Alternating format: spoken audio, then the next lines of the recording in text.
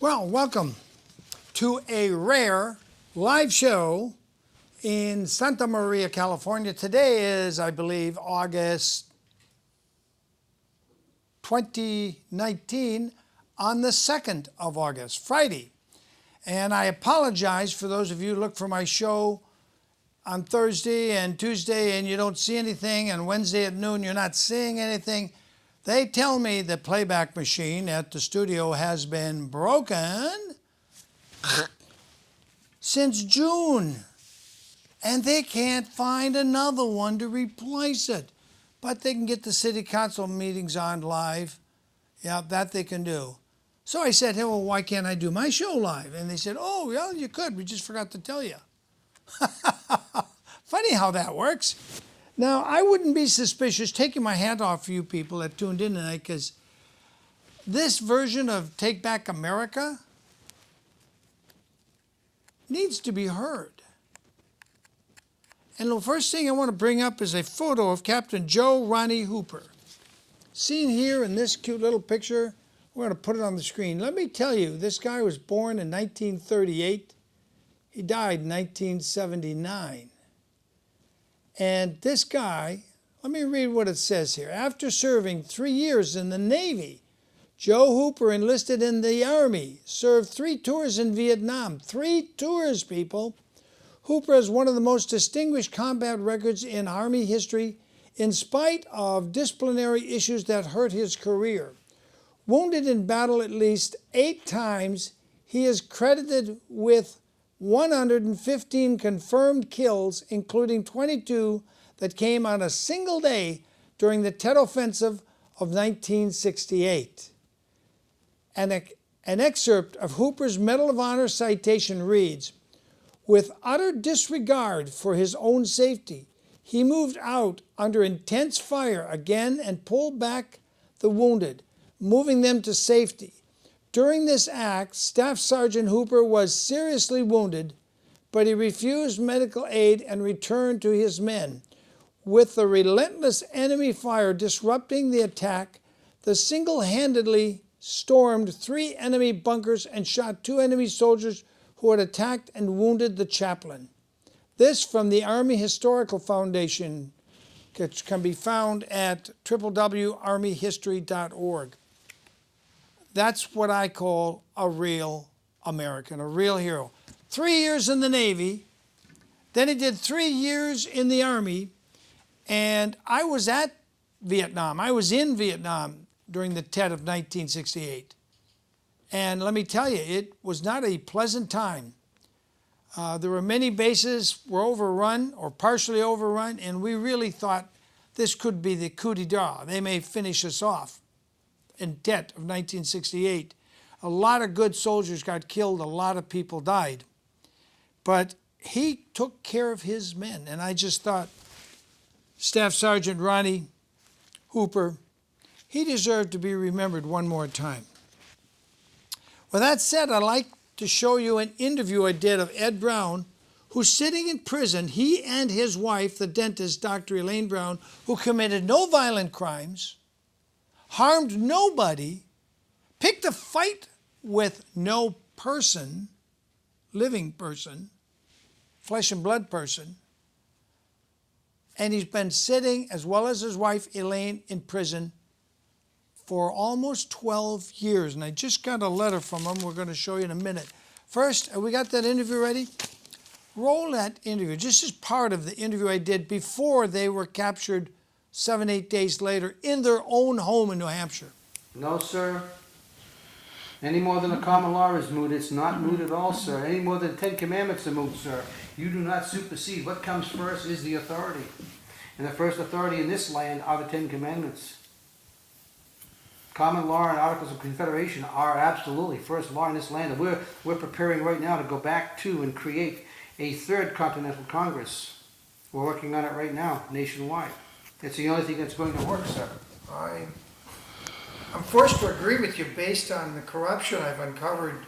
It's beyond sea to shining sea. Absolutely out of control at every level. I have the local police officers here working with in the city on film, the town of Plainfield on film, on videotape, evidence, hard evidence in hand, saying that they would not help the Browns or protect the Browns in any way, and they would not return the money for the contract that the Browns paid for that protection. After they did the Constitution? No, sir. No, sir. Any more than the common law is moot, it's not moot at all, sir. Any more than the Ten Commandments are moot, sir. You do not supersede. What comes first is the authority. And the first authority in this land are the Ten Commandments. Common law and Articles of Confederation are absolutely first law in this land. And we're preparing right now to go back to and create a third Continental Congress. We're working on it right now, nationwide. Well, I think that would be a good thing. It's the only thing that's going to work, sir. I'm forced to agree with you based on the corruption I've uncovered It's from beyond sea to shining sea. absolutely out of control at every level. I have the local police officers here working with, in the city on film, the town of Plainfield, on film, on videotape, evidence, hard evidence in hand, saying that they would not help the Browns or protect the Browns in any way, and they would not return the money for the contract that the Browns paid for that protection. Okay, come back to me. Stephen? Yes, sir. So, that was just a piece. If you want to see the whole interview, look it up under YouTube, William Wagener, Ed and Elaine Brown. I was the last person to do a face-to-face interview with them in Plainsville, New Hampshire, where their house has got solar, it's got wind power, they're like off the grid. And the government didn't like that.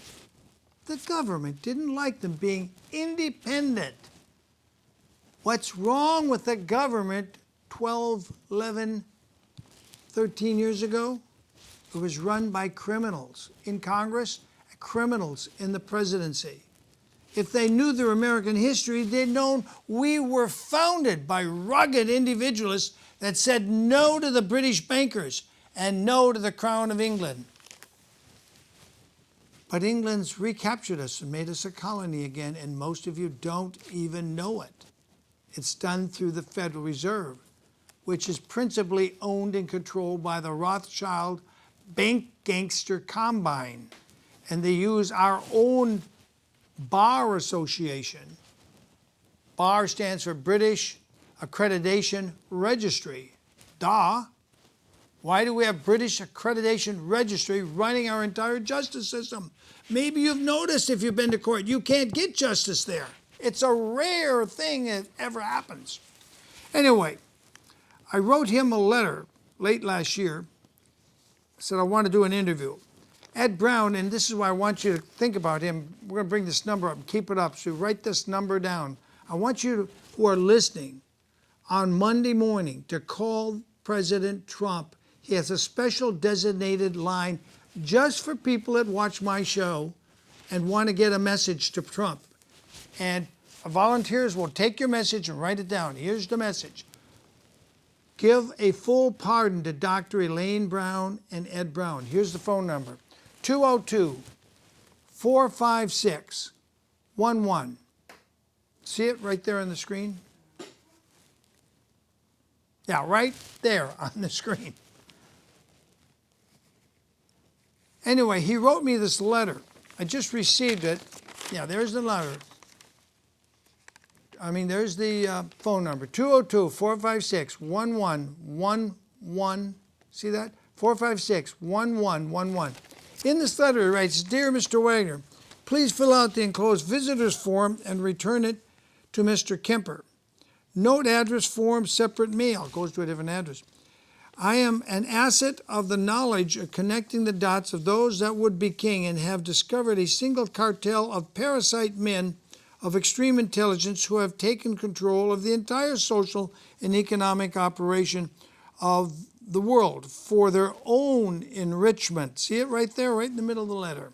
Their own enrichment, not for you people, which creates a dramatic documentary series, if you are interested, of Beyond the Pale, a history of the greatest racketeering organization in the world, period. This deepest state, ancient and parasitic people, for who at least 1,000 years of trial and error have finally reached their goal of assimilation into all necessary organizations and societies to take full global control over all of us. Understand that this single parasitic cartel, with their extreme amoral intelligence, assimilates and is slowly destroying the U.S. beyond the pale. Then he sent me a copy of the Concord Monitor newspaper from June 8th, 2007, when they were under siege. Can we bring this picture up? Because they can't see it from here. Yeah, and there's his compound. You can't see the solar panels very well on the tower, but they're there. He's also got a windmill, which you don't see in this photograph. And this was just about the time he was under pressure. Now, they were giving him a trial, and here, there's another photo. I like this one because he did, I don't know if you can get a close-up on this, but on the photo, you might be able to see this color. This is obviously a composite. This is quite obviously a Photoshop, because he shows the government federal agents deliberately, intentionally pointing guns at the Brown House in Plainsville, New Hampshire. See these guys right down at the bottom here, right over here. Now, I was there, and that I can tell you, those banners weren't flying on the tower of his house when I was there. The reason I want you to call 202-456-1111 Monday morning, as early as you can. Remember, Washington, D.C. is 3 hours ahead of us. So if you get up and call at 9, it's already noon there. And the line may be busy because of the Radcliffe withdrawal of the Radcliffe nomination for NSA lead. You know, Trump is trying to get rid of the corruption that the Bush presidency and the Obama and the Clintons have filled our federal government with corrupt people who answer to the Rothschilds, not to Congress, not to the American people.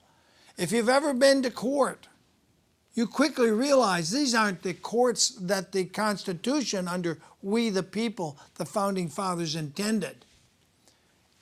Anytime you go into a court and the judge is a former member of the bar, when they become judge, they put it into sleeping mode. You know, they take it off the shelf. Say, okay, I'm not a member of the bar. Now I'm an independent judge, because if the bar gets sued, they would have a conflict of interest. But it's much deeper than that. Call President Trump. There's the number again, 202-456-1111. You want to say this. The Trumps were arrested. They're nonviolent, convicted in a federal kangaroo court where their evidence was not allowed, which is why he walked out and never went back to his trial. His thing was, I can prove no one has to pay the IRS. And they wouldn't let him bring his evidence in. This is the same thing that got Erwin Schiff put in prison. And what a shame that was. All he did is write a book called The Federal Mafia. Boy, did Erwin Schiff, he's dead now several years. He really nailed it. I mean, he really, really nailed it. So make that call. Dr. Elaine Brown just went along with her husband. She didn't point a gun. She didn't even pick up a gun. How awful does it have to be before someone says, enough is enough? How awful does it have to be?